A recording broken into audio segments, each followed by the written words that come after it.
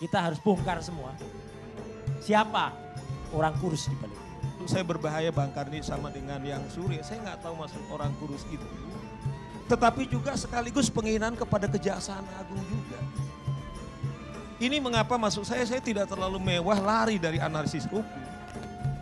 Karena bisa banyak yang tersandera dengan seperti itu. Sekuensi resikonya menuduh orang kurus itu kan itu yang tersisa. Saya termasuk agak bisa susah menerimanya itu.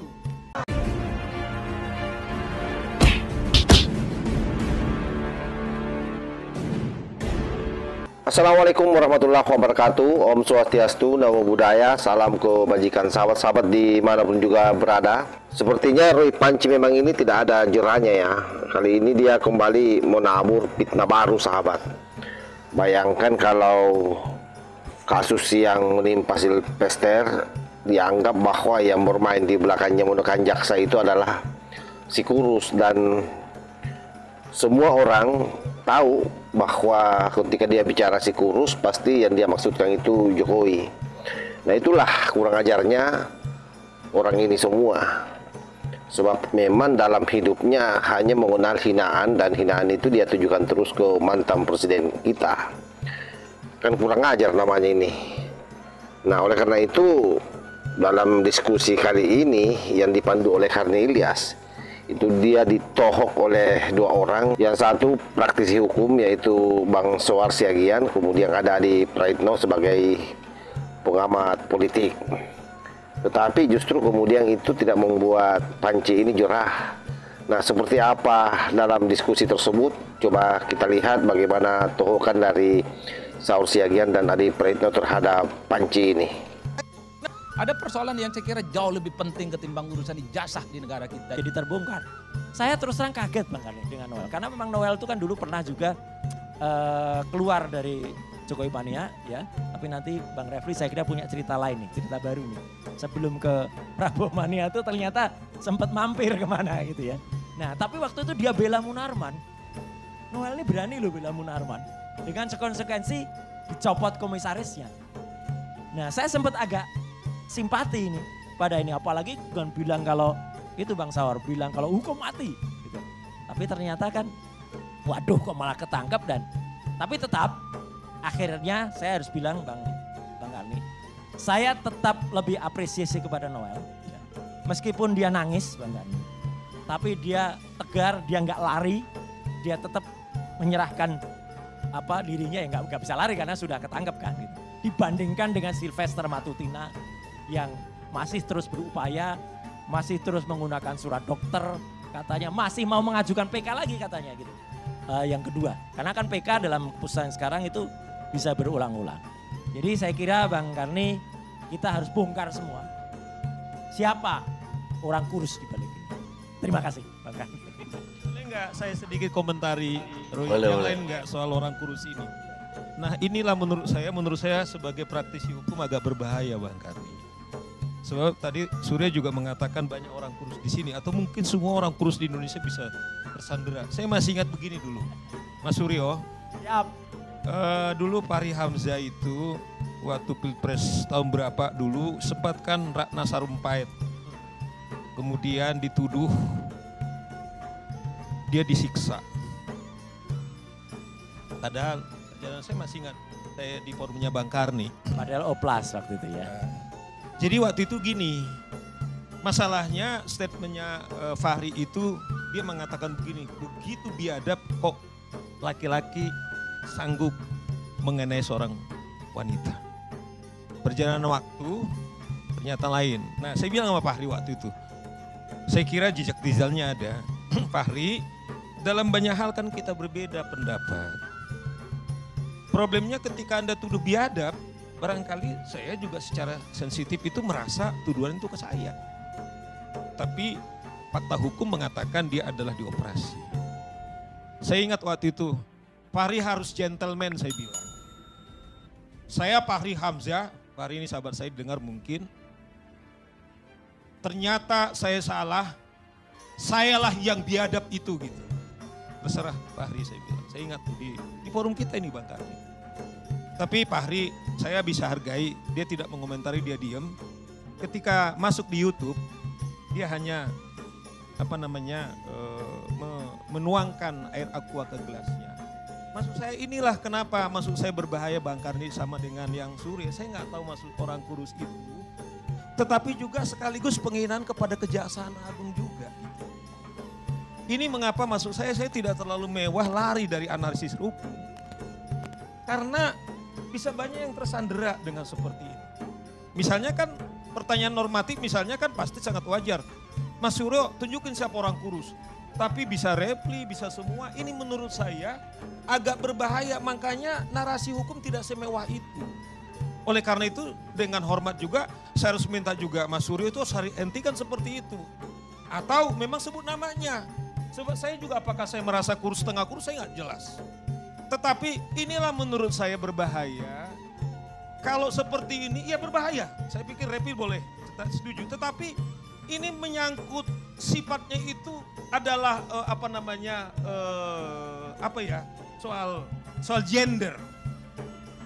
Nah, sementara Suryo kan tidak mau nyebut namanya. Nah, oleh karena itu yang saya katakan kenapa termasuk misalnya udah bubarkan relawan Jokowi dan lain-lain. Akibatnya itu yang saya bilang. Saya termasuk juga karena ini Indonesia Lawyers Club, saya paling menganalisirnya. Kecuali misalnya Andi Prayitno mungkin soal presisi dan lain-lain. Nah, oleh karena itu saya harus juga katakan Mas Suryo juga harus cabut pernyataan-pernyataan seperti itu. Karena itu juga menyakitkan juga kepada Kejaksaan Agung. Kalau kita konsisten juga untuk menghargai yaitu penegakan negara hukum. Itu saya kira yang harus kita... Justru sedikit Bang Karni, justru Bang Saur, kalau saya tuh justru membela dan menyayangi kejaksaan. Itulah makanya yang harus kita kutuk itu adalah kejaksaan. Kita tahu kejaksaan ini hebat. Coba konsekuensi resikonya menuduh orang kurus itu kan itu yang tersisa. Saya termasuk agak bisa susah menerimanya itu.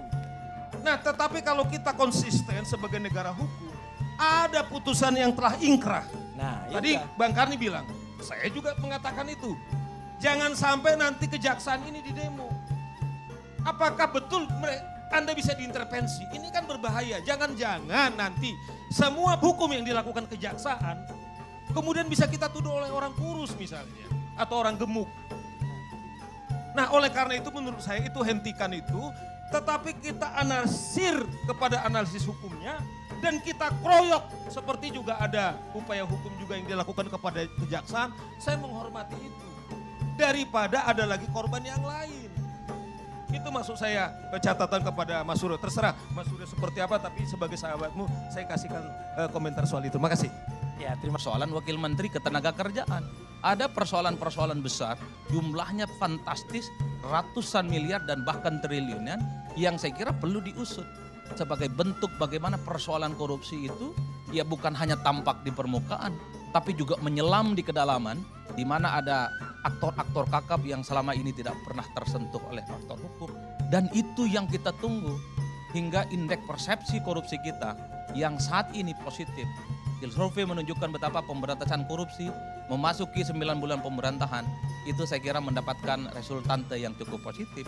Kuncinya adalah persoalan-persoalan korupsi besar di negara ini jangan pernah ada ampun. Seperti yang disampaikan oleh Pak Presiden. Nggak peduli dia, apapun agamanya, apapun sukunya, apapun partainya, kalau salah dia harus ditendak dan harus dieksekusi secara signifikan. Itu yang pertama terkait dengan persoalan. Yang kedua terkait dengan kasus Bang Silvester. Terus terang kita semua nggak tahu Bang Silvester ini ada persoalan hukum yang menggantung, apapunlah judulnya. Saya kan tidak terlampau mendalami persoalan-persoalan hukum. Ini tentu terjadi karena terjadi huru-hara antara Bang Roy dengan Bang Silvester dan Bang Andi ini. Kalau tidak ada tuding-menuding soal statusnya akan dinaikkan apa segala macam, orang tidak akan tahu, Bang. Ini tentu tidak terlepas karena perang saudara antar mantan pendukung Pak Jokowi. Bang Roy ini apapun judulnya pernah menjadi bagian dari Pak Jokowi. Bahkan yang nyetir pertama kali mobil SMK ke Jakarta ya Bang. Per hari ini menjadi rival yang paling utama. Tiada hari Bang Roy itu tanpa Jokowi. Nyanyiannya paling indah. dan menjadi aktor utama di televisi-televisi dan podcast-podcast dan diskusi. Oleh karena itu bagi saya persoalan ini adalah, kalau saya selalu mengatakan biarkanlah hukum berjalan sesuai dengan tempatnya, biarkanlah hukum itu sesuai dengan habitusnya, yaitu mencari keadilan, katakan yang salah dan kemudian katakan yang benar.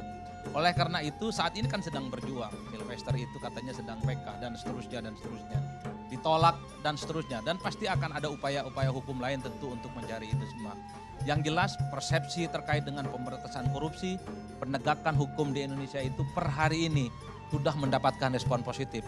Pemerintah itu jempolnya dapat 10 Bang, karena saking hebatnya soal pemberantasan korupsi dan penegakan hukum. Saya kira ini tren yang harus dipertahankan, ini tren yang harus dilanjutkan, sehingga persoalan-persoalan apapun di negara kita, mulai dari persoalan korupsi, kasus-kasus hukum apapun seperti pencemaran nama baik, sepanjang itu belum selesai, saya kira memang harus mulai dituntaskan di negara kita. Dan yang terakhir, terlepas dari persoalan hukum yang terjadi pada Bang Sylvester, yang ingin saya katakan soal bahaya menuduh politik identitas. Saya katakan tentu di akhir statement saya ini, jadi Bang Roy, Bang Sylvester, Bang Andi, terlepas apapun perseteruan politiknya, mari sudahi persoalan-persoalan ini. Duduk bersama, ngobrol bersama. Ada persoalan yang saya kira jauh lebih penting ketimbang urusan ijazah di negara kita itu. Apa persoalan terpenting kita? Ayo pikirkan bagaimana orang yang tidak kerja itu bisa kerja.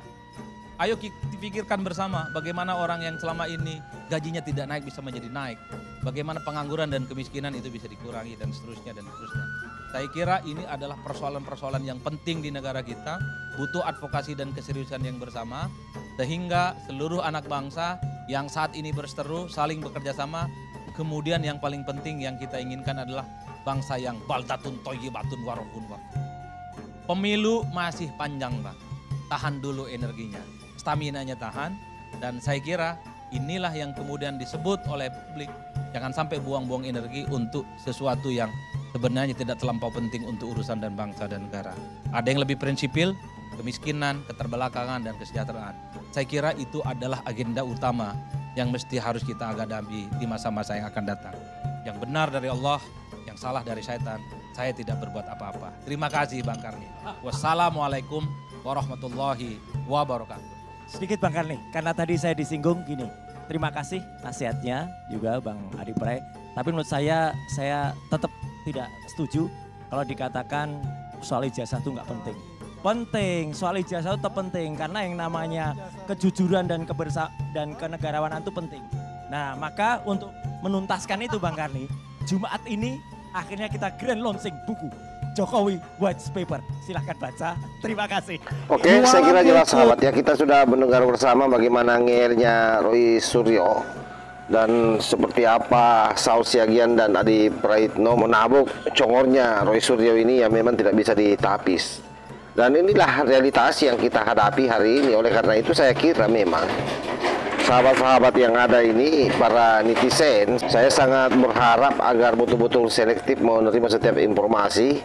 Karena biar bagaimanapun juga mereka ini tidak henti-hentinya diundang oleh TV nasional dan itu memang gaunnya besar karena penontonnya bisa sampai jutaan.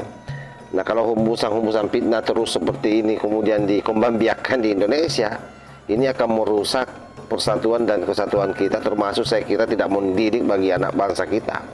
Oleh karenanya sekali lagi harapan terbesar kita ada di Polda Metro Jaya hari ini supaya secepatnya Roy Panci ini dikandangkan sahabat. Tidak boleh dia dibiarkan berleha-leha lama seperti ini karena efeknya semakin kurang ajar. Karena merasa bahwa dia tidak ada satupun orang yang bisa menghentikannya. Hukum pun juga takut sama dia kalau misalnya orang ini tidak dipenjara. Saya kira demikian. Wassalamualaikum warahmatullahi wabarakatuh.